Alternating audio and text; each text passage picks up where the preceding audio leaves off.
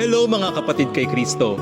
Sa panibagong episode ng ating segment na Mabuti Naman, ay muli nating tatanungin ang ating mga kapatid kung ano nga ba ang natutunan nila sa homily ni Father Dodo ngayong gabi. Yung homily ni Father today reminds me of the sanctity of marriage.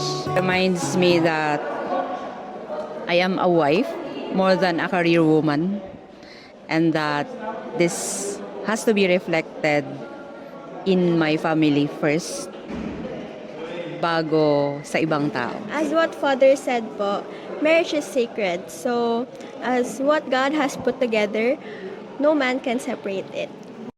Ngayon ay muli nating napakinggan ang ating mga kapatid.